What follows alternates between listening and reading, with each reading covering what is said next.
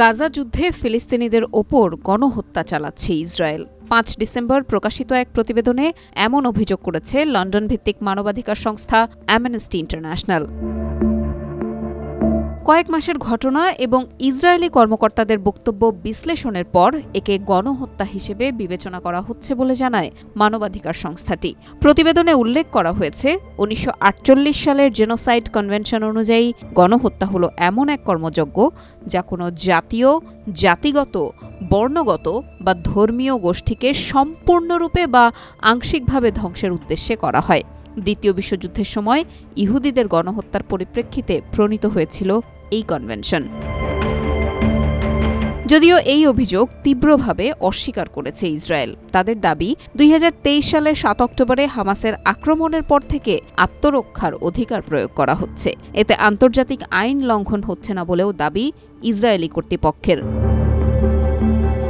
ইসরায়েলের পররাষ্ট্র মন্ত্রণালয়ের মুখপাত্র ওরেন মারমোস্টেইন বলেন, সম্পূর্ণ মিথ্যা এবং ভিত্তিহীন প্রতিবেদন তৈরি করেছে অ্যামনেস্টি ইন্টারন্যাশনাল। অ্যামনেস্টির ইসরায়েলি শাখা বলছে, ইসরায়েলের বিরুদ্ধে গণহত্যার অভিযোগ তারা বিশ্বাস করে না। অ্যামনেস্টি ইন্টারন্যাশনালের এই গবেষণা ও সিদ্ধান্তে তারা অংশ নেয়নি। তবে এক বিবৃতিতে গাজায় ধ্বংস ও হত্যাকাণ্ডে সম্ভাব্য মানবতাবিরোধী অপরাধের তদন্ত দাবি করেছে অ্যামনেস্টির ইসরায়েলি শাখা।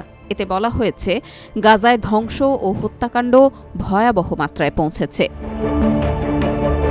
অ্যামনেস্টি ইন্টারন্যাশনালের এই অভিযোগের সঙ্গে মার্কিন যুক্তরাষ্ট্রও একমত নয়। মার্কিন স্টেট ডিপার্টমেন্টের মুখপাত্র বেদান্ত প্যাটেল বলেন, গাজায় গণহত্যার অভিযোগ ভিত্তিহীন। পরিস্থিতি নিয়ে বিচারিক প্রক্রিয়া চলছে।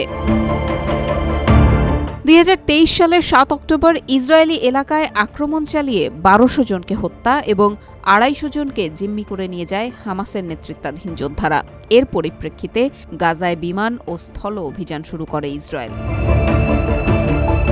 গাজার স্বাস্থ্য মন্ত্রণালয় জানিয়েছে, ইসরায়েলের সামরিক অভিযানে এখন পর্যন্ত ৪৪,৫০০ জনের বেশি ফিলিস্তিনি নিহত হয়েছেন এবং বহু মানুষ আহত হয়েছেন। ফিলিস্তিনি ও জাতিসংঘের কর্মকর্তারা বলছেন, গাজার ভেতরে কোনো নিরাপদ স্থান অবশিষ্ট নেই। গাজা উপত্যকার প্রায় ২৩ লাখ মানুষের অধিকাংশই বারবার বাস্তুচ্যুত হয়েছেন।